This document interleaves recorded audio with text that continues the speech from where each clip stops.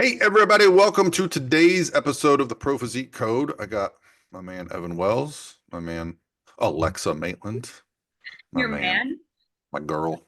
Uh, how are you guys today? Can't Well, I'll complain. tell you an interesting story. This is how my day started. Let's hear it. I put my coffee on, forgot to put a cup under it because I was so distracted. I just went and put the cup in and hit start. So I came back to that. Luckily, the coffee, the catcher thing caught all the coffee. Then driving my son to school today, for whatever reason, I thought I was going to the gym. So I went out the neighborhood on the wrong entrance. And I'm just like, where is my brain right now? What is happening? So that's how my day started. One of those days. Well, it is December. I feel like this month is just busy, chaotic with holiday things. I mean, it's an exciting month, but it's also kind of felt like fall, winter in Florida, for us Floridians at least, with the Mhm. weather. Yeah, it's actually been chilly. Like I had to wear a jacket. I walked outside this morning to go train, and it was cold. Listen, I get so Cold. excited. I have had this hoodie for I think 7 years now, and it goes with me everywhere in my bag. It's for sleeping on airplanes. This is me on an airplane. Yep, I can attest that Um, is you on an airplane. so I get excited when I can actually wear this in Florida. It was 46 degrees when I woke up today. Um, listen, I know what you're saying. You live up north. 46, that's not cold. 46 in Florida feels like 15 degrees. It feels very cold. We are very humid and it makes it colder. Okay. People Yeah, don't understand it unless you've been around it down here. No, Then it makes I was sense. in DC for the Ben Weeder a couple weeks ago and it was in the 30s and it feels colder now in the 40s here than it did there. I enjoyed going outside there. I'm telling you, it's well, you get used to the 80, 90-degree weather too, and like your body adapts. And then anytime it drops below that, it's like a little bit of a shock to your system. It's oh like, for sure. Oh, I still enjoy it. oh yeah, yeah, I do too. It's funny though, because like there's a cruise ship docked right now across the street from my apartment, and I just keep like looking and I'm like, how weird would it be to get on a cruise ship in this weather? Like I just feel 40 like that would degrees, be right. so weird, you I know? don't think you can drive far south enough to get out of the cold, but yeah. I actually did that last year. We did a cruise right before the Ben Weeder and it was a little chilly. We went to that island that they own Oh, and cool. it wasn't super hot, which is weird because yeah. But I will say it's nice to walk outside and not immediately start profusely sweating from every pore in your body, Yeah, Yes. taking three agreed. showers a day because you just feel like you're in a swamp.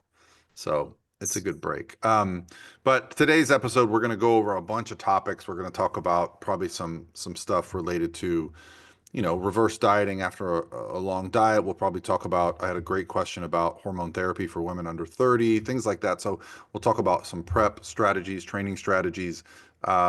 But first, let's dig into like the things that are coming up right soon. So we are locked in for Command the Stage. I have some great speakers. Dr. Joe Klemczewski, if you guys aren't familiar with him, obviously Brett Contreras, Dr. Brett Contreras, you're all familiar with him. Um, Leave a comment below if you'd like to have Dr. Joe, Brett. I'm going to have Lane Norton. Let me know who's your number one pick right now for someone to be on the podcast. Comment below if you're listening on YouTube, because I've reached out to some people. So that's Yeah, going to be March, I believe. Don't hold me to it. Don't buy your flights yet. March 22nd weekend, um, in Fort Lauderdale at Brett's Gym. We're going to limit it to 30. We're going to do training. We're going to do seminars, and some bonding, some intimate dinners and things like that. We'll have some fun. yeah. Um, And we'll announce too before the tickets go live because I know I've had several clients that like don't want to miss it. So when they go live, I'll give everyone yeah, a heads up because I yeah. think we discussed, are we going to open it to Pro Physique clients first and then Well, with we'll keep it internally first, but I think, and that may end up selling all the tickets. But I'll say this: if the response is very good, we'll do another one. Like, oh the yeah. benefit is Brett opening up his gym to us, and that's a big part of it because Brett's gym's private. For those of you that are asking, like, oh, how can I go to Brett's gym? You can't unless you know the man. He keeps it private, so it's a benefit of knowing him and being friends with him is he gives us access. If any of us are down there, he opens it up to us. But I really try not to abuse that privilege. So, Yeah. Yeah. um, but he's very interested in having he's been to every one of our Command the Stages the last couple Mhm. years, and he loves our group. He just loves, for those that don't know Brett personally, he's so interested in the idea of putting on muscle, changing body composition, and so he just likes being around like-minded people, and that's what we all are as competitive athletes. So that'll be good. The other big thing we have coming up is our next transformation challenge. This one just ended, so the next one's going to start early February. Again, we're giving away $25,000.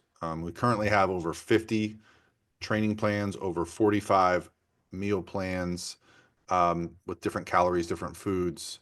Um, so last year, my goal this year is to get 5,000 people in it. I want to give away more money. So right now the prize money is at 25,000, but I'll bump it up if we get over 5,000 people for sure. So that's going to be happening in February. So those are the big things coming up. Um, and I know it gets kind of quiet around December, right? Like, you know, Hmm. what do we Yeah. got? What do we got? One more major show this year. Yeah, NPC Nationals, and then got a decent sized show here in Florida coming up on the 21st, the Holiday Classic. I'm going to that. Like I haven't been in a few years. I would definitely, and I'll let you know, Paul, I would go with you, but I think I'll be in St. Louis by that point because it's Okay. like 4 days before Christmas, and I probably will go back home on that day. But if I'm still here, I would love to go to that show because it is kind of a fun, like, I don't know, it gets me in the spirit going to that show. Yeah, it's close enough I can drive home after finals. I have a couple girls doing it that I think will be competitive for the overall. So if that's the case, I'll stay till finals is over and all that. I don't know who's judging it. I'm hoping it's, one of our really good local judges like David or somebody like that. But um, yeah, it feels like it'll be a fun day. All the Yeah. major shows will be over. It'll just be a fun, sometimes it's fun to go to a show without, I don't know. I tend to always have some like stress and anxiety on the Sure. shows, and this will be more of a fun day. Yeah. You do get your show day kind of anxiety because every time I'm at a show, you're always running around everywhere. So, and I know you get a lot of steps, and what you've said, it's hard for you to eat on show days too, right? I make sure I get up and I go eat a huge breakfast, like Yeah. because I know I probably won't eat. Like I remember specifically this year at North Americans, pre-judging didn't end until 5:30. Hmm. I had like a handful of cashews all day and a cup of coffee, and I remember, and it's like it hits you like soon as that last competitor walks up stage, I remember just being like, oh my God, I'm starving, and walking out the door and finding some food. Yeah. So yeah, Yeah. it's probably the thing that tells me that I'm doing the right thing because I care. If I Yeah. didn't Oh, care, yeah. I wouldn't want to get better, and I don't know. So Yeah. those are all true. And the questions for today are kind of all over the place. So I think maybe we could try to focus them, around topics that are relevant to what's going on right now. Yeah, Um, yeah. I got some good ones too that I think are probably applicable to this time of year for a lot of competitors. So, yeah, well, I think we Hmm. just go round robin like we normally do and touch on, like, pick out our best ones. And then if we have a lot left over, we can do a part two next week. Yeah, and I feel like it gives us some insight into what people are thinking about because the podcast could be very one-sided if we just talked about whatever we wanted to. So the topics that we've been covering last week, how not to screw up your 2025, I felt like that was very well received. It got great downloads. I Um, hope every competitor listens to that, right? Like, I think that, I mean, we could make a whole podcast about this within itself, but like this month, I feel like is a month where sometimes people are like, oh, I'm just gonna kind of take a break and then I'll come back after Christmas. And like, this is just to be flat out honest. I feel like the competitors that are going to do best next year, like, they're not waiting until January 1st. Like, they may not be Hmm. in prep right now, but they're at least still staying regimented, disciplined, accountable, like this time of year or this month. So it's a great time to get ahead. Well, and I think that's why it's important. Like Tyler Mannion made a video yesterday about the natural bodybuilding landscape, right? And I think it's important because he laid out a few things. One, that they are going to add a pro qualifier in May in Pittsburgh for natural athletes. Now, this does not mean you can get your I had an athlete ask me, can I get my pro card if I do the NPC show? No, you cannot. Only the NPC tested show is going to have a pro card. Um, and they haven't really announced the details. Like if it's going to be like the Ben Weeder where they have an over 50 and over 40 and an open, they haven't announced that, or top two and over. They haven't. But I'll tell you this, a lot of my athletes that just did some shows are already planning for that, right? So we're going through the holidays very intentionally reversing, yes, still enjoying Thanksgiving and things like that. But I do think that is very advantageous, like you said, like, Yeah. Yeah. I mean, it's interesting because like I don't know about you guys, but I feel like everybody wants to be a pro, right? Every competitor wants to be a pro, but I don't think some people realize like what does it mean to actually act like a pro, right? And I'm all for having spurts of balance, within reason during different seasons, but I feel like sometimes people they want to be a pro, but then they just like goof around in their off season and it's like is that really gonna get you to that level? But Yeah, I did have a client mention to me the other day that they felt like a certain pro who I won't name stays very lean in the off season. And I had to remind her, well, like in pro bikini, they have a very known schedule, like especially at the Olympia level. They know they're doing the Olympia and they know they're probably applying for the Arnold. And so, and they're also, most of the pros have done at least 20, 25 shows, if not more. They've learned what not to do. And so, yeah, they stay leaner because they know it gets progressively harder to lose the same body fat over and over. well, yeah, that, and I also think too, a lot of pros, like not all of them, but a lot of them are not getting feedback that they need to go and put on a ton of muscle, right? So Right. they're not having to gain as much weight in their off season, but like they've earned that, right? They probably did have Mhm. phases in like for their first off seasons ever when they were an amateur where they had to put on a little bit more size to put on that muscle. But I feel like, I mean, yeah, what you said, Paul, and then also they just don't have a ton they have to improve on muscularity wise. Like it's very small little changes. So yeah. All right, so And I'll the kick it more, off with a good question. Um, a good question. And she's a client, not my client, but she is a client of Pro Physique. Um, how do you know if you're at a good percent body fat to build muscle during the improvement season? I think this is the age-old question of like, how much body fat do you need to be able to add muscle? And so it's a question that, I think every one of us goes through this because after prep, we're all like, yeah, I want to stay lean. And then after a little while, we think, well, okay, am I impairing my ability to get better because I'm staying so lean? Right. Yeah. I feel like this is hard. I don't know. Do you, Paul, have like a body fat percentage you usually see people thrive at when it comes to putting on muscle? Because I feel like it's so person dependent, honestly. Oh, I mean, I'll give you two examples. Lana Dunbar, she's an alien.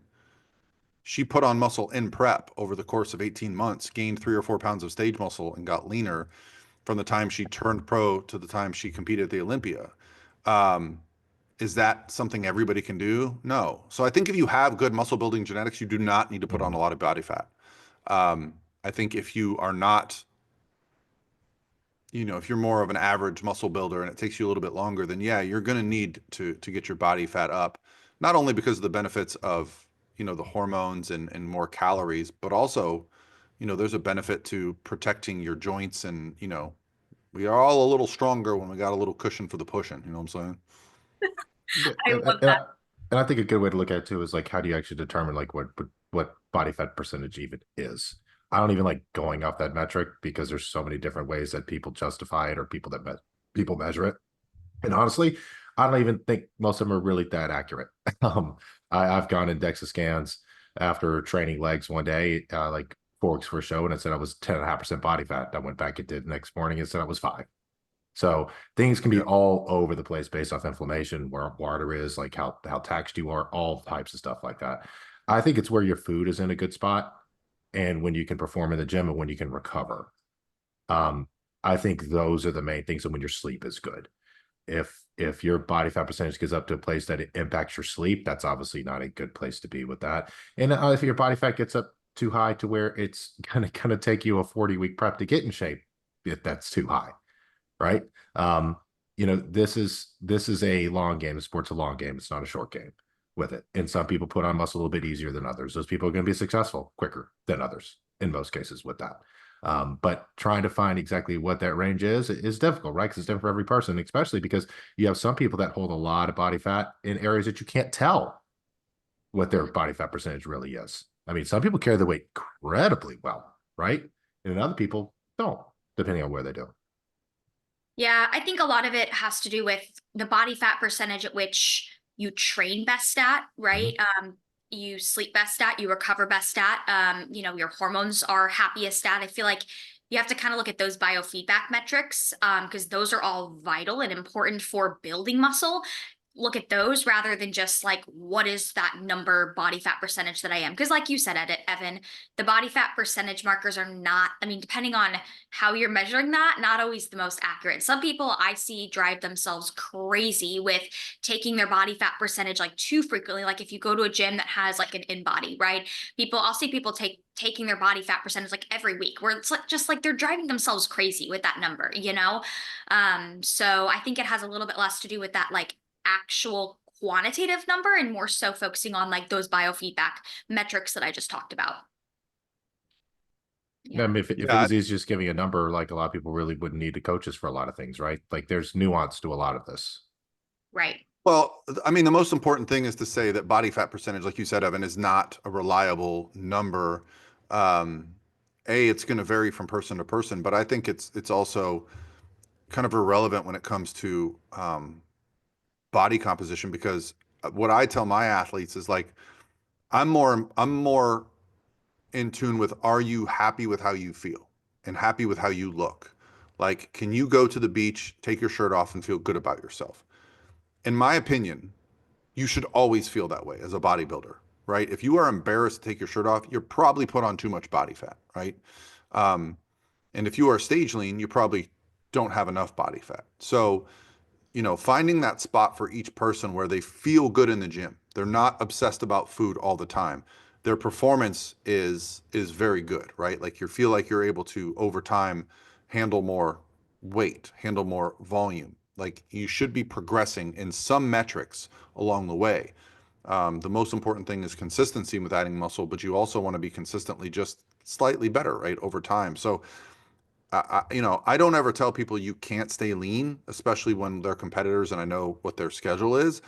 But I think the kind of minimum number for someone that's going to be off stage for any length of time is at least 10% over your stage weight. That is the minimum. Right. Um, And I think it's going to depend too on like what did you look like on stage when you got on stage last time and what was your feedback, right? Because some like especially newer competitors can get on stage way too small or way too lean, right? And their feedback is like you just need to go and build a lot, right? So you're going to usually have to push a little bit harder like with in an off season if you want to add the adequate muscle. And actually this kind of goes along with the next like a question I got of somebody asked about, they said we talk a lot about weight gain post show, but what about the opposite? What about people who aren't gaining weight or maybe their weight, drops a little bit initially? So we can, maybe expand upon that too. Cause I think there's also that side of things too. There are some girls that, they don't want to gain weight or their weight, they have a harder time getting it to go up initially. So maybe we can touch a little bit on that too. yeah, Yeah, I I know, mean, Evan, you've had a couple shredded girls that's been the case. yeah, yeah. I've had some girls that struggle to put on weight post show and some that don't. And now I don't even look at as struggling to put on weight either. If their food is going up and their weight is not going up that much, that's not a bad thing. Their performance is good in the gym. They feel good in the gym. Their hunger isn't that terrible. That's not a bad thing. That's really, really not. Obviously, they want the scale to move up from your stage weight, right? We don't want to be sitting at our stage weight with it. But I mean, I have some girls that are 4 pounds up a month post show with Yeah. that, but their food is in a really good spot. So that's not a bad thing. Like it's not a struggle. Your weight doesn't need to shoot up a ton after a show. Some people it will. Some people it will. Some people it doesn't. And just like anyone, I mean, some certain people can handle more food than others. And that's something else I wanted to talk about with this too is hunger in an off season is not necessarily a good metric to look at for a lot of reasons, as far as if you're eating enough or if you're in a caloric surplus with that. But that's another conversation we could have down the road because I've run into some issues with that with clients that food is very high, but they're like, I'm so hungry. I'm like, well, your weight is going up and your food is very high. So we might need to start backing this down a little bit too, which is hard for some people to think about in off season, right? Because you're supposed to be not hungry in an off season.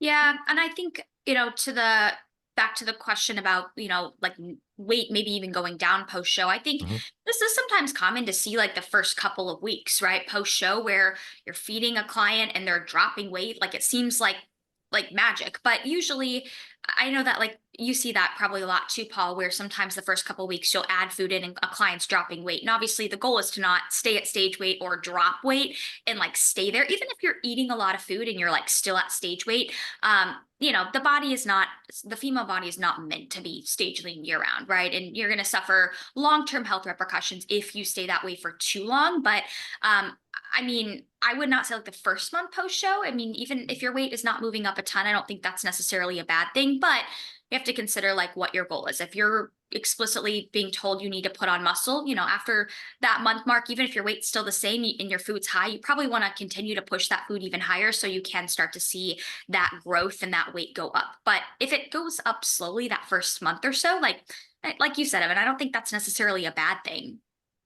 And it's going to go up. That's what people need to understand. Some people, it starts a little bit later, but it's going to reach a point where it goes up. It always does. Yeah, it should. Yeah. I think some people get If you're eating what you're supposed to eat, at least, right? You're doing what you're supposed to do. It should. Well, Yeah. and if you are actually stage lean, there's also, True. some people get on stage. Some people get on stage and they look nice, but they weren't shredded. And so sometimes after the show, you actually get a little bit leaner because your body is just happy and you're eating a little bit more and your exercise goes up. So you actually are like, in this metabolic building phase where you're actually adding food and subtracting cardio, but your body is correspondingly burning more calories throughout the day because of that. And so there's this little window that we get into. And I think that's a wonderful place to be because it's a much better place after a show to be, you know, dropping weight, maintaining weight, eating more than to put on body fat so quickly that you want to do a mini cut within a month of stage. Like, because that is not going to go well. There will never ever be a post show mini cut that is like fantastic, right? No. But it's always good to add food post show, and it's always good to like look at what else you could be doing to grow. And honestly, like something I've noticed about myself over the years of competing, I think you just metabolically change your body when you add muscle over time, you diet down and lose body fat. I stay leaner than I've ever stayed. And sometimes I'm like, what is happening? I'm putting very little effort into this and I'm still got a full six pack. Mhm. And only a couple of years ago, I remember it was such a struggle to do that. So I just think over time, you just get better coming out of shows and putting on a little bit of muscle. You get better at this. And the more muscle you have, the more food you earn too. I mean, that's the truth Yeah. with it. And the more you can get away with. The more muscle you have, the more you can eat and the more you can get away with. Yeah. All right. So that's your question. What is the best body fat percentage? I mean, if I had to put a number on it, if you had to, hold me down, I'd say for men 12, for women 18. But what does that even mean? For some men, 12 is a full six pack, and for some men, it's gooey abs.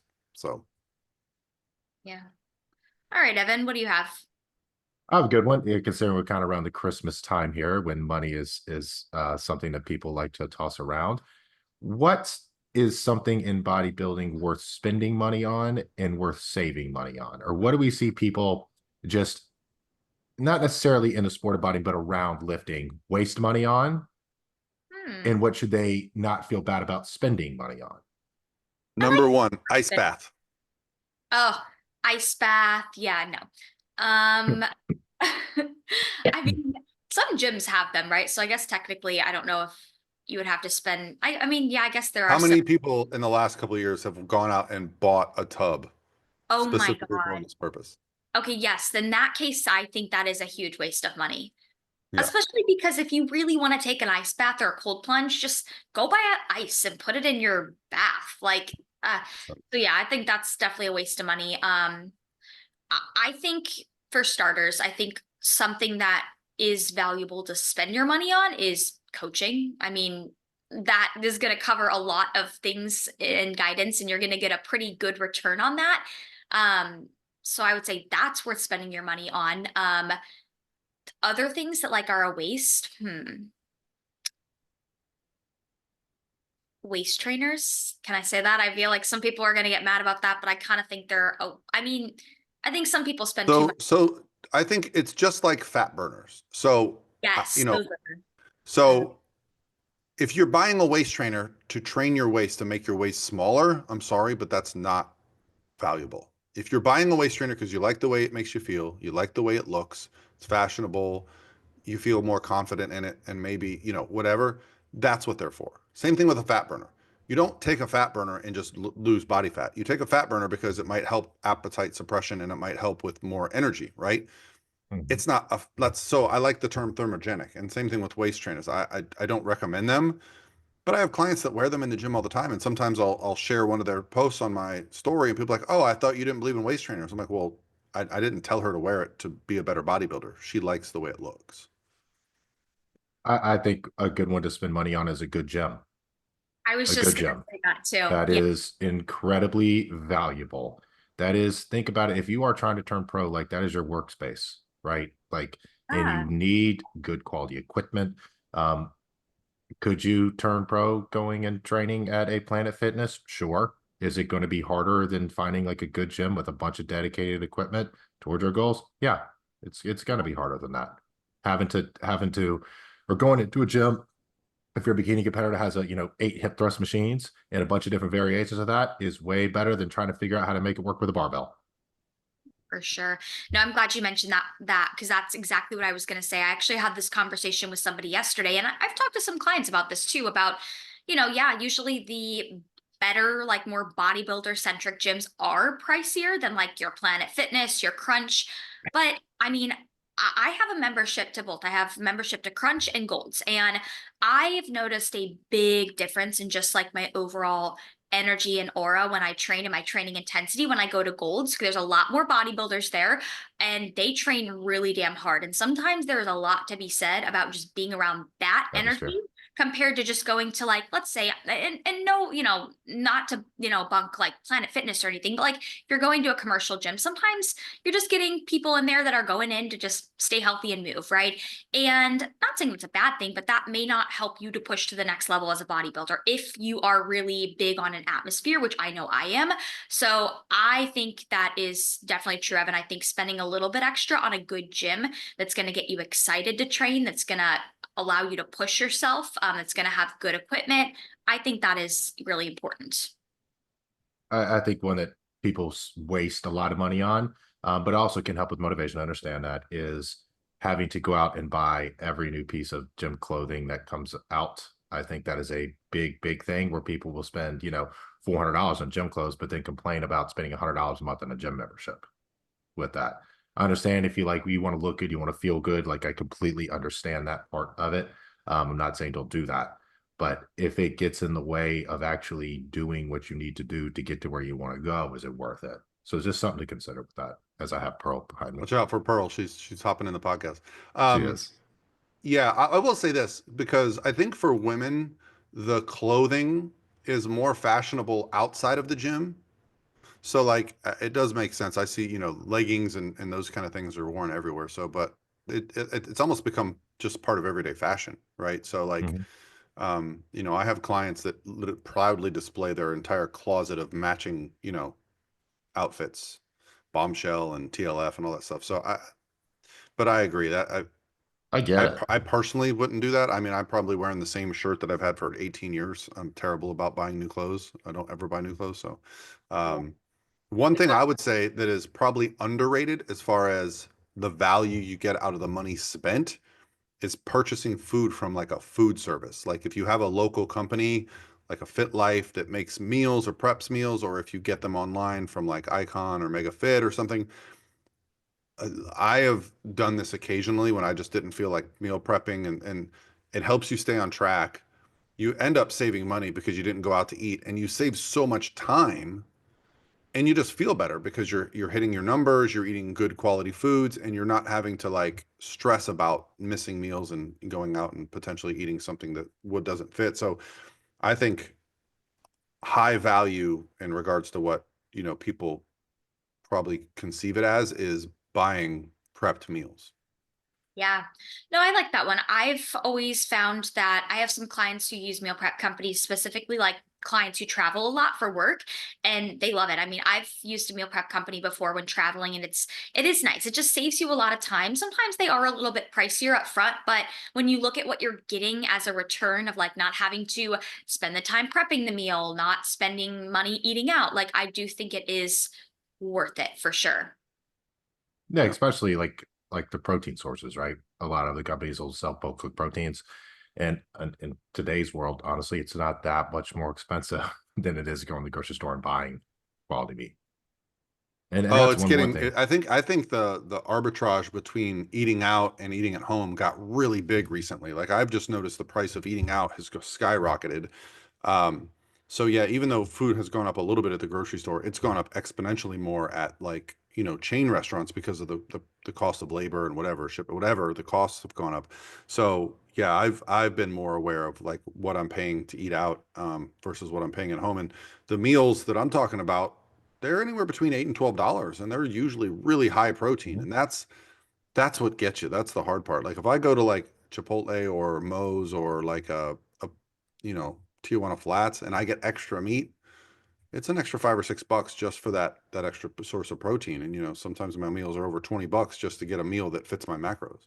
Yeah. Oh, the other day I was in Georgia for Thanksgiving, and I wanted McDonald's. It's like one of my little guilty pleasures. And I just got a bacon, egg, and cheese biscuit, a sausage, egg, and cheese biscuit, and a small Diet Coke, and it was almost $16. Yeah. Yeah, that's very normal now for McDonald's. Yeah. Wow. There's actually an article on CNN or one of the news Associated Press, one of the news things that I check every so often about how um I guess you would call them like quick service restaurants, like a Chili's, Hmm. Uh-huh. how they're actually now their delivery fees with their food is less than McDonald's. Like you can get a Chili's hamburger, fries, and a soda for a few dollars less than McDonald's. Wow. See, the one that always gets me, I don't mindlessly like usually just grab food on the go, but Whole Food salad bar is usually like my go-to if I really need something. I love it, but it adds up so quickly. Like even just Yeah, because something that's by weight. I know it's by Yeah. weight, so it sucks. You have to be careful what you choose, and yeah, but I do love it. So let's shout out what are your guys' favorite meal prep companies? I This just use Icon. I've been with Icon forever. right? But there is a local company. I think it's called, is it Fit Life? Yeah, we have Fit Life here in Florida. There's also a company called like Pelican Meal Prep. I know I've had a client use them and really like them. I like Mega Fit. Do you have any that you like, Evan? I don't use any of them. No. Well, I like that question though. That was a good one. Because as a coach, I've talked to some clients about it, and that's one of the things I've noticed. Like, oh wow, you're really good at hitting macros, and it turns out they're like buying a bulk of their meals from a service. Um, especially like, let's say you're meal prepping for your whole family, but you don't want to eat what you're making for them. You can have your meal on the side. So Mhm. just depending on your situation, I think put it this way: compared to an ice bath, it's money well spent. Way more bang for your buck. So I also just wanted to pull up the latest research. This is what kills me. The latest research just came out. And this isn't my research. This is from Mayo Clinic. So I'm just going to read directly from here. While cold therapy, I know ice baths might decrease protein synthesis and muscles, Mhm. which is crucial for muscle repair and growth, potentially hindering gains from strength training sessions. Yep. It may theoretically reduce inflammation, but now that research has showed mixed results, indicating that ice baths may not significantly decrease inflammation compared to other recovery methods, such as just taking the goddamn day off. Like, so if you want to do it for the benefit, it says here of temporary pain relief, like putting ice on a muscle, or to build mental resilience. That's the value. Yeah. Yeah, I've known that for years. Like the research is on that. Never do an ice bath post workout.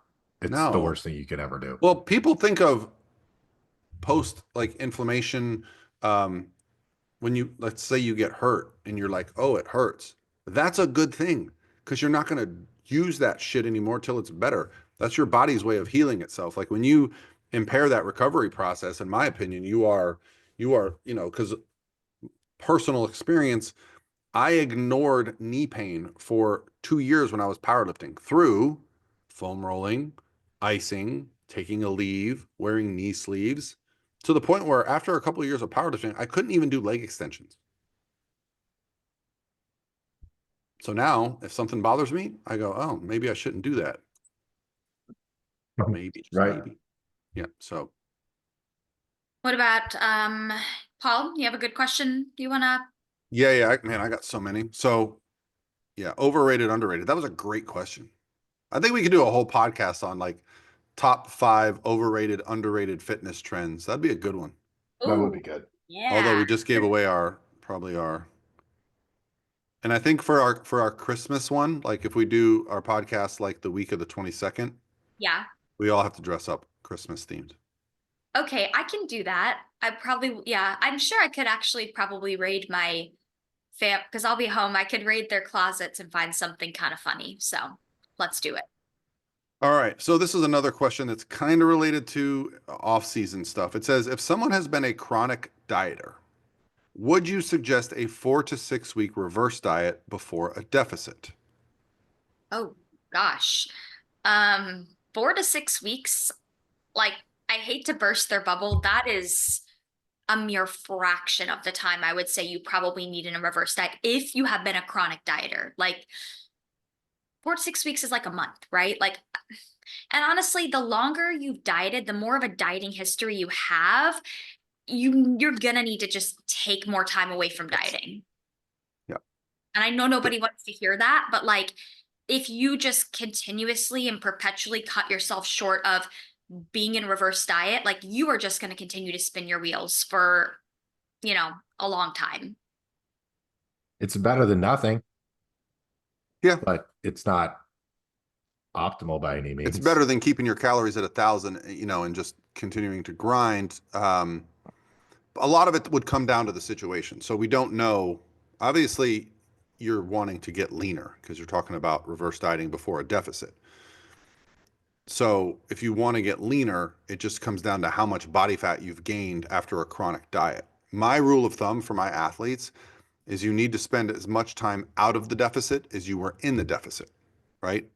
Now, the benefit of being a client of mine and Pro Physiques, and we'll toot our own horn, is that if you're doing an 18-week prep, you're not spending 18 weeks in a deficit. We are bringing your calories up and your cardio down.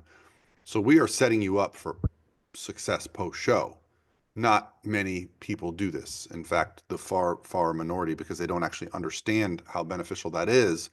That is a complete game changer. So if a situation like this occurs with a chronic dieter, now chronic dieter, I would say someone that's been dieting for years, losing and gaining the same 15, 20 pounds. Believe me, I have a few, athletes like this, that no matter how much I can't just shake them out of it. I usually try to get this person to take a year off of stage. I have one client that came to mind that she competed 4 or 5 years with me, and I finally got her to take a year off. We resolved all of her digestive issues. She competed, won her pro card, had a great season, but it was about taking that entire year off. It was very difficult because she wanted to be on stage all the time. So that's the struggle you have as a coach, is balancing that, like, what's right for the athlete, what are they paying you for? You got to find that. Yeah. Yeah. And sometimes that's tough as a coach too, with that, on trying to get them to where they want to go, with trying to also get them to understand the best way to get there. And sometimes the best way to get there is not the sexiest fun way to get there. Yeah. I think, put it this way. I'm sure you guys probably are the same way. I don't think I've ever had a client, like get mad at me long term for like pushing them to not diet. And most of the time it's clients saying, "Oh my gosh, thank you. I'm happy that we spent this time outside of a diet and we reversed," because I have some clients that notice more changes in their body composition when they're reversing, right? Just because they're building muscle, they're feeling better, they're just happier in the gym. So if you've never tried it before, like be open to the idea, because I know it's scary to think of like being out of a diet, especially if you've been a chronic dieter. But I also think too, like be open with your coach. If you're afraid and you're scared, like let us know, because usually if I hear that from a client, we're going to take things a little bit slower, at a slower pace. That way, mentally it's easier to cope with like not being in a diet and not, having too much more food each week and just kind of taking it in a slow pace. So, but I don't think I've ever had a client tell me, "Oh my gosh, I'm so mad that we spent time in that reverse diet." Like usually it's the opposite. Yeah. Yeah. Yeah. Historically, I'd rather be on the right side of that, because I think as a coach, we've all probably taken on a client and said, okay, we'll try your way, although we know what the ending is going to be. Now I just preface this by telling them how it's going to go. And I say, we'll Yeah. try it your way, but this is what's likely to happen. And when it does, just be prepared. This is what we're going to do. And so, yeah. Right. I got a good question about basically the person just kind of asked how to cope and deal with like burnout as an athlete. So I think this is definitely something we could touch on because I think every athlete at some point in time deals a little bit with like just a little bit of burnout, right? So how do you guys normally, or do you guys have strategies that you use with like athletes when they're starting to feel a little burnt out? Yeah, I mean, if you're talking about just burnout overall, or are you talking about burnout in nutrition, burnout in training, like a This couple different ways? burnout. Probably overall. Yeah, overall, that's kind of Yeah. what I interpreted from their question. Yeah. If you're a serious competitive athlete and you haven't been on stage in a while, I think going to a show or being around people like-minded can be helpful with that. I think another thing that could be helpful is literally just taking some time away. Yeah. Like there's everyone's scared to do that, but you shouldn't be. You shouldn't be. Like take a week off from training and take a week off from tracking. You'll want to get back to it. You will. You will.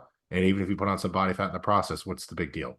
And this is what I try to tell people is when they're worried about missing something, right? Or I'll have a client say, "Hey, I'm traveling. Can you adjust my workout for a hotel gym?"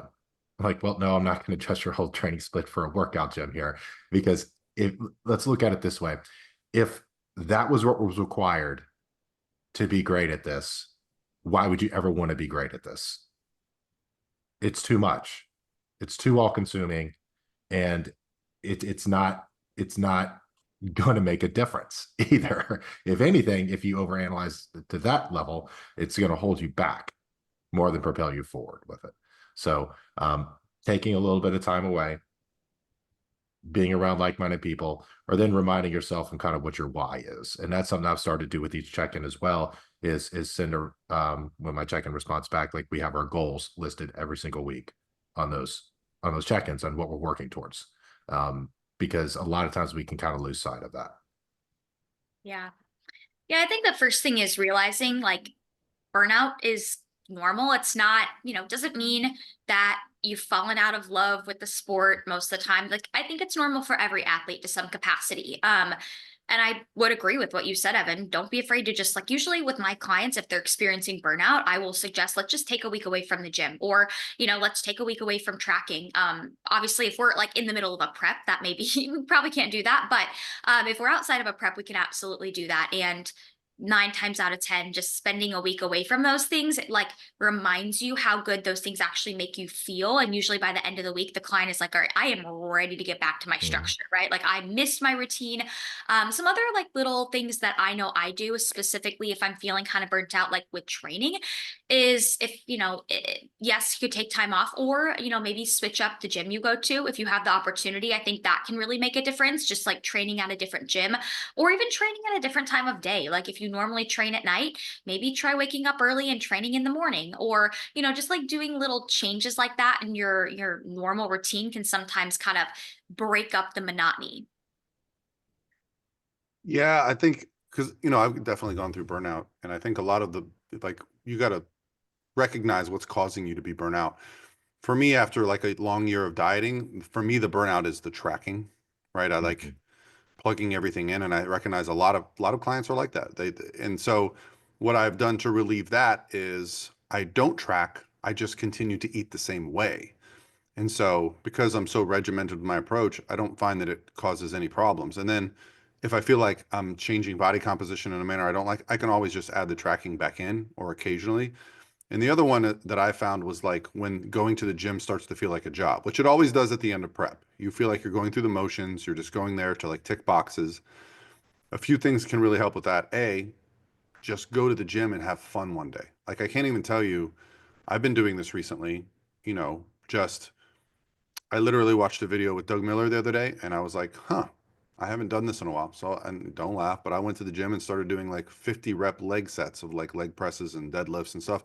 Obviously, no one's going to be impressed by the weights, but the point was I just wanted to challenge myself in a different way and not put any pressure on myself. And I think sometimes we go to the gym and last week, we were doing this much on the dumbbells and this week we lost a little bit or like you tweak a muscle and you just start to get kind of beat up and run down about the fatigue of that. And so for me, it's always trying to find new ways to invent enjoying the process, focus on the process, um, and understanding that that's a very natural part of it. You're not always going to be you know, despite the old animal pack ads, remember those ads, Evan?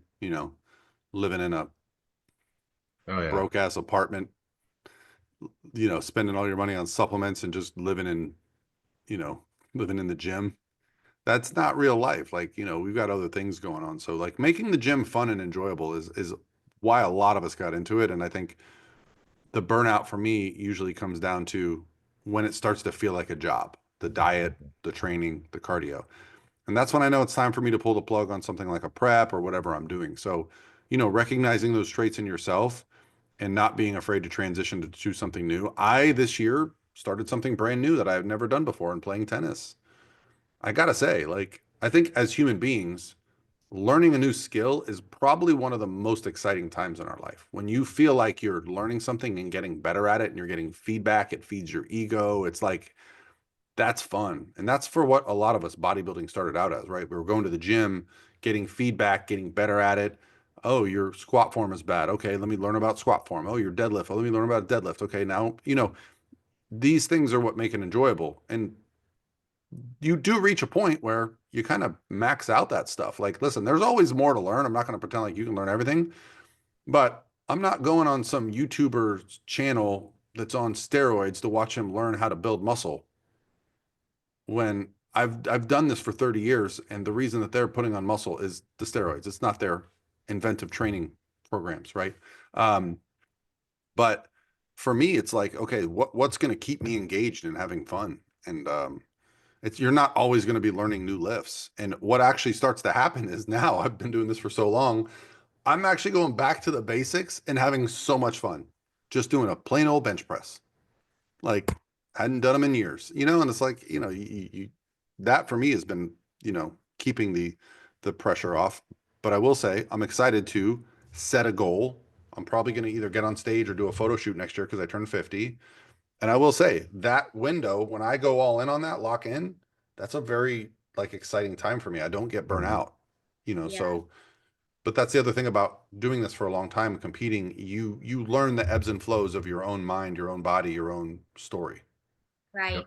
I think something else too, like I know I'll do this sometimes, is training with a friend. Like I'm very picky with who I train with. Yep. I will be honest. Like it's usually somebody who's also another competitor bodybuilder because like they train very similarly to me. And sometimes friends that want to train, it's more of like a social hour, and like I don't want that. So but like training with a bodybuilder friend, I think that can be helpful just to push each other and kind of break up the monotony as well. Or like sometimes too, I think it's fun to like if you have little like studios in your area, like I don't know, like a yoga studio or a Pilates studio or a cycle studio, like just do a random class there every once in a while. Like that can be kind of fun too, to like just try a different style of like training for that day. So that can be another thing, you try out. Mhm. Yeah. All right, Evan, what you have for another question? Oh, my turn again. This isn't something that, well, I guess it's kind of like the last shows of the year. I thought this was fun. So we all compete and we're all coaches too. So what's something that excites you or makes you nervous backstage before a show as a competitor and as a coach? Well, I'll be very honest. As a competitor, I don't even think backstage because I'm Yeah. always so cold.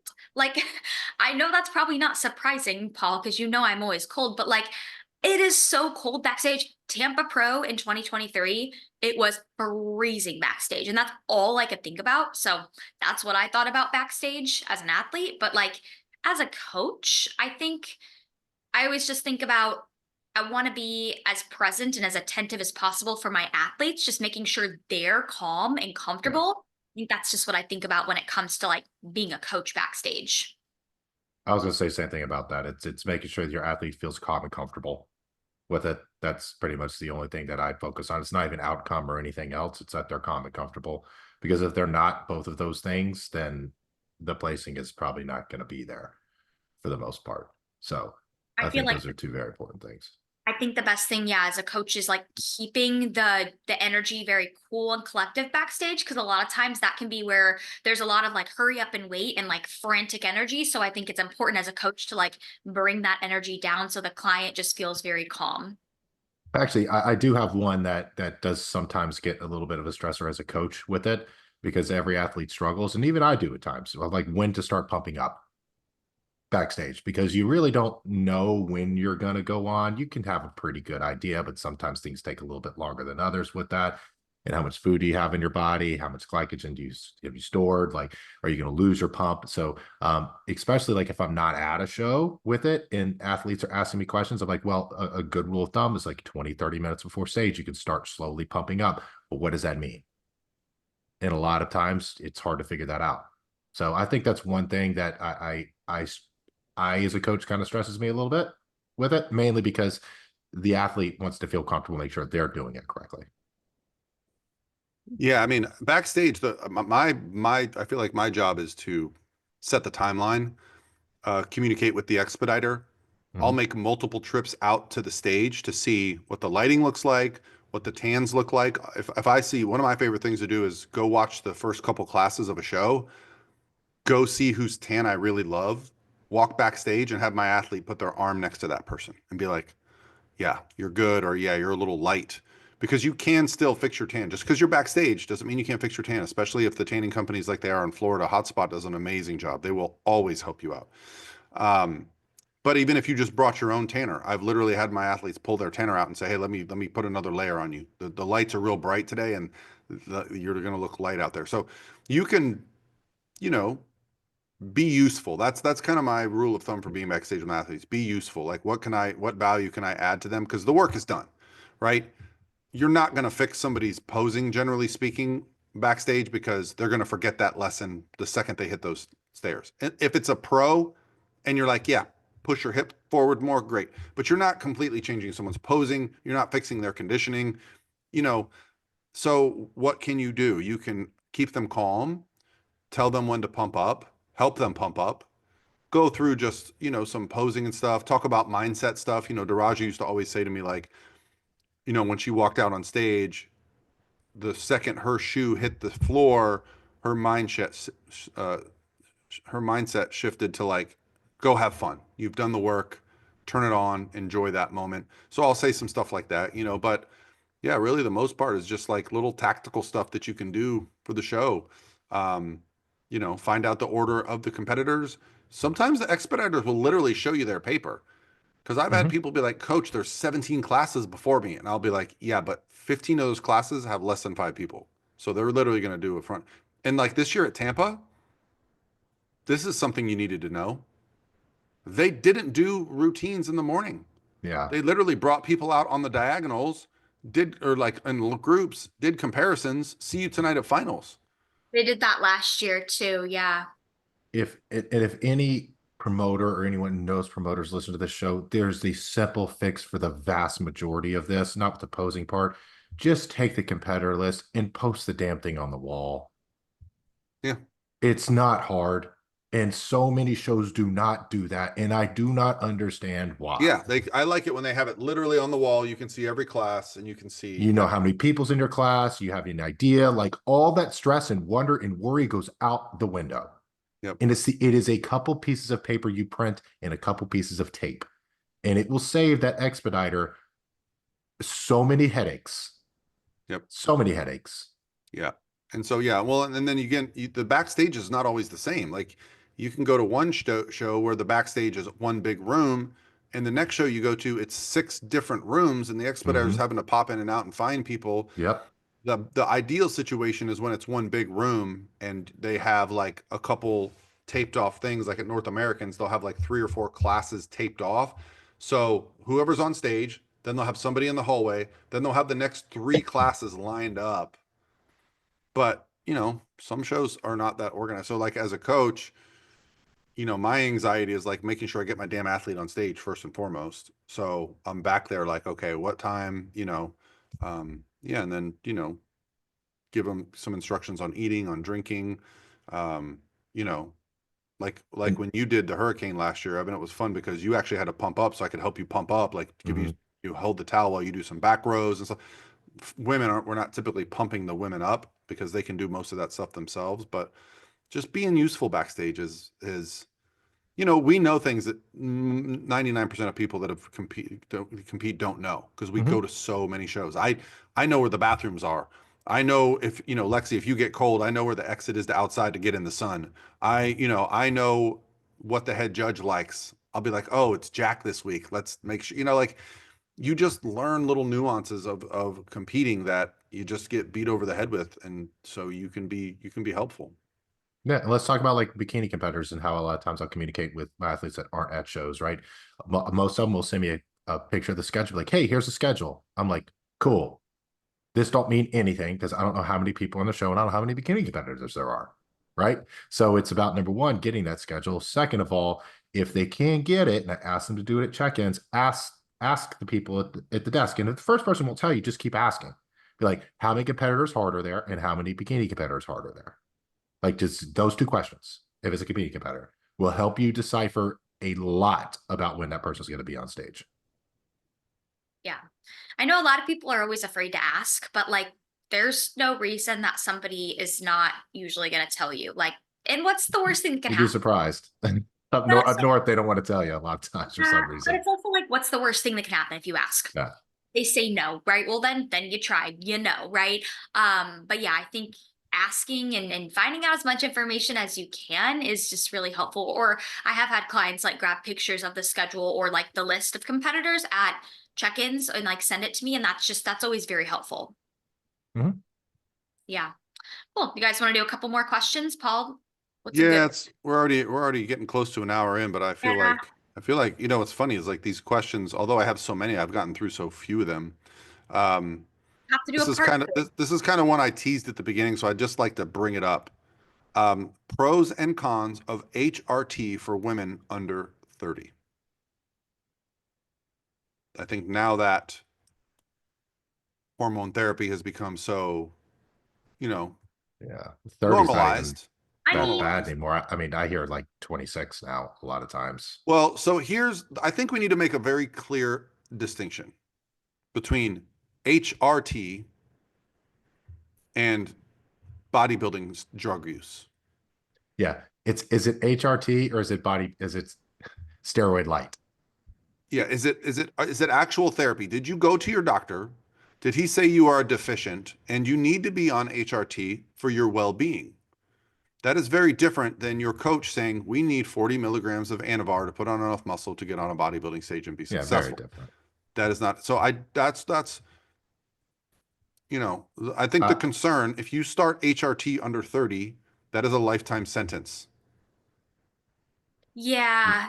And uh, I also think I see like young, like females in their 20s, like the ones that are usually considering HRT. I think like you have to ask yourself, have you really maximized like the basics? Meaning like, have you chronically been in prep for years and years and years? Because that's definitely going to downregulate those hormones. And you probably don't need HRT. You probably just need some time away from prep and putting that stress on your body. There's a lot of great natural supplements out there nowadays that can, sometimes help to naturally boost things, decreasing your allostatic load, right? So like there's a lot of things you can naturally do. And I think some people, they don't want to do that. They don't want to do that hard work. So they look at HRT as like, okay, I'm going to do this so I can keep doing everything I'm already doing. But like you said, Paul, if you start it super young, it's kind of like you got to keep up with it for the rest of your life to an extent. So you have to kind of weigh out the pros and the cons of that. No, I think it can be a great thing for certain individuals, but I do think some people look at it as like a little bit of a band-aid to maybe something that they could control naturally over time. I I'll let you go, Paul, then I'll give you my Yeah, I mean, two my cents. big thought is just make sure you have a big picture plan for why you're doing HRT. It shouldn't be something that, if it's therapy and you need it forever, great. But if it's something that, like you've just had a long season or two with a bad coach, your hormones are a wreck, and you're just doing that to get back to normal, whereas letting your body get back to normal would be a better long-term solution. Um, and understanding that not all hormone therapy clinics are the same, not all coaches are the same. So you got to be an advocate for yourself. I am a big believer in the benefits of HRT before anyone says like, oh, Paul, my best friend has been on HRT for 20 years. He had double testicular cancer. Okay. So yeah, I've seen the benefits. He looks and feels amazing because He just turned 50 and you know, he's been on TRT for a long time. Um, I likewise am still lifetime natural, and I'm less and less likely to change that the longer I feel good. So I'm very cautious with recommendations around anything that's going to create, you know, a lifetime requirement to be involved in hormone therapy. I think it's a miracle drug. It's a miracle science. I'm glad that it's changed, that it's no longer like a locker room, you know, secret of who's on what and what do you take and how do you cycle on and off things. But I also think athletes are like, oh man, I don't feel good after this workout. I probably need TRT. Yeah, I first of all, what everyone needs to understand, if you get on TRT, you cannot compete in a natural organization. So do always remember that. I think that's really huge. I had a client sign up to work with me where our whole goal was to do natural league. And there was a month between when we talked and when she signed up, and she jumped on TRT in that meantime with that. And I had to inform her when she got signed up, we have to change goals now because that can't be the same goal that we had before. So I think that's something to always put out there. I'm a little conflicted on this, and I'm not sure what the exact answer is. I think a lot of it, not to go down like conspiracy rabbit hole, our food sources today are so horrible with it that we see blood work in younger people that we have never seen before, that I see now that I did not see like 5 years ago on there. It gets progressively worse. The amount of females that I coach that are under the age of 26 that have testosterone levels of like 3, 4, and 5 is staggering. And these are not girls that are in deficits. These are not girls that are chronic dieters. And these are girls that are eat healthy and live healthy lifestyles. The food quality in this country is so poor. And there's so many additives and so many things that really just tank testosterone levels and a lot of times raise estrogen levels is a big reason, I think at least, that this is so widespread with it. And just like anything in life, if you don't fix the root cause, you got to put band-aids over it to fix it. Right. And that's basically medication in this country for the most part with it. I don't know what the answer is. I mean, I have a client that is, I think she's 27 and her testosterone, she has been in a surplus for an extended period of time. And her prep was not terribly hard. And her testosterone was two, two. And she is 27 years old. And she does everything she possibly can to be healthy and do things right. And I see more and more of that today too, like more and more of that. Now, what's crazy is the females I coach that are not in that age group, that are 38, 39, 40, testosterone levels, while they're still low, they're way higher than these younger girls are with it.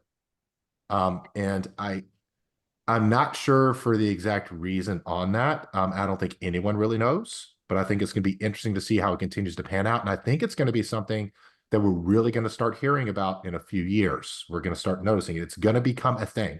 It's a thing in guys now where, like, you know, men's testosterone levels now compared to what they were like 10 years ago, we're like, what, like maybe like 30% of it. I mean, it's a crazy low number. So it's happening across the board, but people just aren't as aware. As females, you need testosterone too. You need Yeah. testosterone too. Like if you look at like the general standard, it's between like 20 and 80 milligrams per deciliter, 20 to 80. When you got girls at 1 and 2 and 3, I mean, that's like a guy being at like 20, right? I mean, it's low. It's low. So I don't know what the answer is. Um, I do say this, I feel weird every time that I coach somebody that is 26 or 27 or 24, that their doctor recommends they get on TRT. But also, who am I to sit there and be like, your testosterone is 3. You're not Right. in a deficit. Yeah, and that's the value of HRT because there are people that are going to be chronically, I mean, you know, that's the thing about more data now is that we're So seeing, many of them. we're recognizing things that we probably wouldn't have recognized in the past because, you know, historically, you know, I've gone through this with people in my life. You go to the doctor, and if you are of a healthy weight and healthy body composition, they don't want blood work. Mm-mm. They're like, nah, you're healthy. But then you get under the hood and you realize, you know, low testosterone can cause things like depression and moods. And so, yeah, there's obviously a lot of value in that. And whether, you know, I mean, so getting But on like, HRT for a woman under 30, yeah, if it's a medical reason, absolutely. Just educate yourself. Like, don't rely on a coach and don't rely on one single voice from one doctor. You know, if you feel some kind of way, advocate for yourself. No one else is going to do it.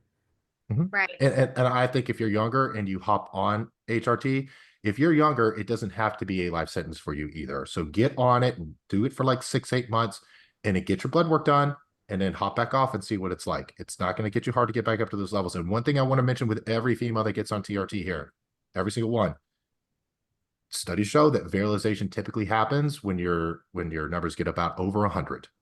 So a lot of TRT clinics will put you on a dosage based on that, but everyone metabolizes things differently here.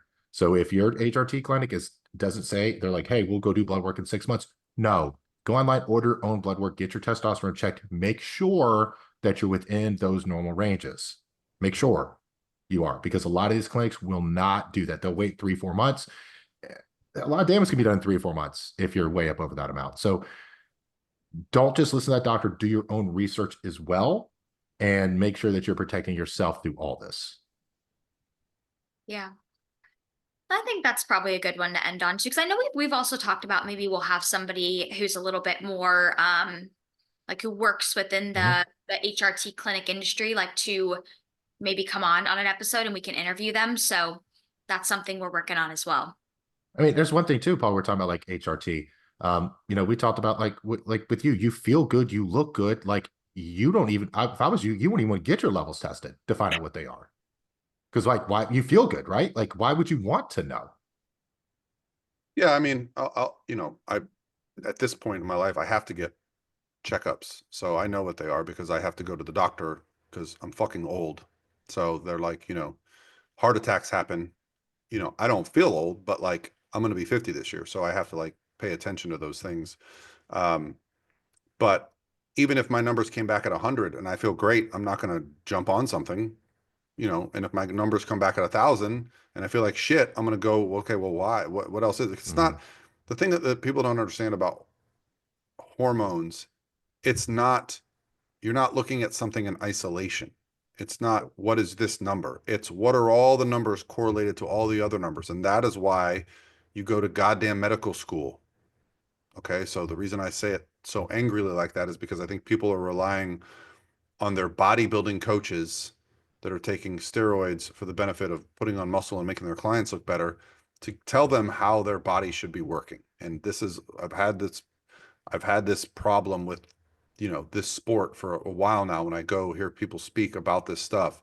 And it's why I'm very careful about what I say about it. Right behind the scenes, I'll have talks to clients. I have clients on oxandrolone. I think oxandrolone's fucking wonderful. I think it does amazing things. Um, but it's something I've adopted very slowly over time. Whereas I talk to some athletes and they come to me and they're on 4 or 5 substances. And I'm like, man, I don't even know why you would be on growth hormone. Why would you take insulin to do a bikini show? It just doesn't make sense to me. So make it make sense. So this is why I'm slower to adopt these things, because in the long term, I'd rather let the experts handle that stuff. Yeah, it's just not, I'm not interested in doing something yeah. wrong and then having to backpedal. I'd rather Here, be a slow adopter. here's the big thing with all this, and this is what I tell everyone. HRT is not for performance enhancing. Right. It's for hormone regulation. All right. If you're doing it to enhance your performance, then you're on PEDs, performance enhancing drugs. Yeah. There is a difference between doing something for your health and doing something for performance. It is not the same, and nor should it be handled the same. If you're doing something for performance, then you're going to understand that some of those levels may be a little bit out of whack because you're pushing performance. If you're doing it for health, it's approached very, very differently. So remember that. And I hear people that say, hey, I'm hopping on TRT. It's like, well, you're not just replacing your testosterone. You're going well above and beyond what your testosterone was initially. And look, that's not always a bad thing. That's a conversation between you and your doctors with that. But a lot of data shows that something over those normal ranges without side effects is a sweet spot, right? And so there's Yeah. doctors that buy into that. There's doctors that don't, and so you kind of got to look at it for what it is and be honest with yourself with it. The Yeah. issue is when you're not honest with yourself. Yeah. So I guess our overarching theme is just educate yourself, know what you're Mhm. putting into your body, and make the decision that's best for you. So yeah, And HRT at ask any around, Paul. But I know exactly what you're talking about with the growth hormone and the insulin. That there is a very well known, very smart bodybuilding people that push that side of things with it. And I right. understand their thought process behind it. I just don't agree with it. I see where they're coming from because it's not actually messing with your hormones, but it's also comes with its other slew of issues as Right. well with it. So, I understand where people come from. And so educate yourself, but also educate yourself through different people. Don't just listen to one group of it because people are going to have different opinions on things with it. Right. And whatever you decide to do, if you do decide to do it, be smart and go with your eyes wide open. Yeah. And that's what we're all doing, is just trying to make the best decisions. And I've had friends that got on TRT that were my age and regretted it, because Mhm. when you're taking TRT, your body stops producing. So getting back off of it it can be a challenge. So, And um, if you feel great, don't do it. Like, don't right. just do it. Like, if you feel great, don't do it. Trust me. And at the Don't. end of prep, if you don't feel great, but you're still at 6% body fat, let your body fat get back to the normal range before you decide. Like, Yes. this is what people, coach, should I get blood work? I'm like, you did a show 3 days ago. No, let's get your calories up. Let's put some body fat back on you. Let's get you feeling good and then go get blood work done. We don't need to Yeah. get blood work the day after a show. It's going to look bad. It could be. And and that's interesting if you go down that whole route. It's interesting I like to get blood work done at the worst possible parts, at the best possible parts, to be able to compare and contrast and see kind of what changes and what's different, how quick your body bounces back, all that stuff. Because look, if you're a natural competitor, if you're natural and you compete, your numbers could be horrible. Oh yeah, I mean, Horrible. but there's actually case studies that I've seen, and colleagues and friends of mine have done over the course of a prep, and Mhm. you can feel those symptoms. So I say, if you want to go get blood work done after a show, don't go unless you want to be put on something, because from a doctor's perspective, they're going to look at you and be like, "There's something wrong." Yeah. Um, But you that's also need to be smart enough to say no to that and say, right. hey, I'm going to wait another 2 months and then come back and get it done again. If that's still the case at that point, cool. But Is let's, there a company? This is maybe the final question. Is there a company that allows you to just get your blood work done for your own personal? Because yes, there is. There's websites you can go. I'm getting my blood work done tomorrow that way. I order my own blood work. I get it pulled. That's I the look one at you you sent can me. order just testosterone, you can order just estrogen, you can order anything that you want, and you get a rec within like 10 minutes, and then you just schedule it with Quest okay, Diagnostics. see, Yep. that's something I think would be That's how I do it. And I'm right. going to do it every month. If I do prep this year, it's blood work like every 3 weeks because I want to see how everything's impacting me, where my blood work is, What's the name how of it that changes. company again, Evan? Because I know you Uh, sent me before. there's a few of them. I missed The one I something. use is like Private WebMD, I think is the name of Right. it. Okay. Um, but they're very, very good. They even have it now where I think they work specifically with Quest Diagnostics, and you can even schedule everything through the website. So you can buy your blood work, check it Yeah. out, and schedule your appointment all from the same site. Before you couldn't do that. Now it's very streamlined, and I've it's not even that expensive. I've even done it like through a hormone company before where I've just explicitly like choose the blood work panel that I want to get. And yeah, of course, like when you get the blood work results back, they call you, they, ask if you want to set up a consult, but I just politely decline and just kind of use it for blood work purposes. So I feel like you can And do that. So, yeah, and look, I think it's valuable to go do your blood work with somebody who knows what they're talking about, right? yeah. But it also gets expensive to do that. So if you want to monitor something like how your testosterone raises and falls, how your estrogen raises and falls, and look, not to get too deep in this, but that's very important. Like if you're a male competitor and anti-estrogens is a thing that is involved a lot of times if testosterone's up a little higher, you don't want to have to go to a clinic to get your estrogen levels tested to know if your aromatase inhibitors are enough or not. Like you can order that for $40 and track it yourself and realize if it's the same range or not. You don't need to pay $400 every time you go to check number, one number. So, that's a little bit tricky of a subject. We probably don't want to get down too far on with when you should look at yourself and when you shouldn't look at it with yourself on there. But it's it's good to have options. I think in this world, you should have options, right?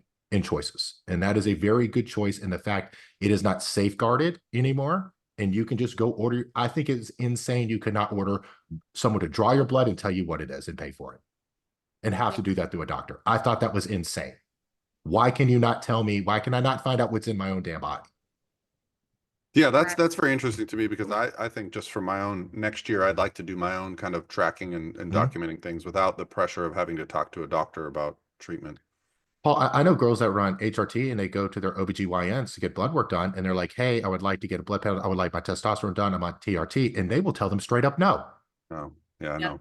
I've had that happen a which is lot with even general baffling to me. practitioners. Yeah, general practitioners. Like, why do you want to know? Why?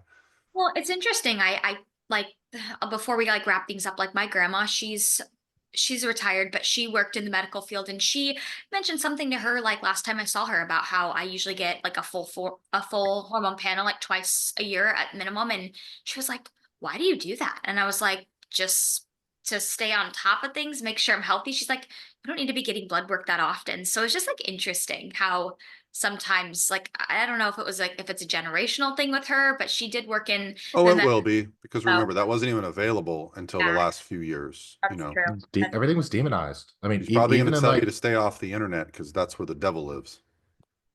I mean, yeah. guys, even in like the Middle East, like over in that area of the world, TRT is not socially acceptable or even a thing yet at all. Like Dubai, they're not there. It's There's interesting. nothing there.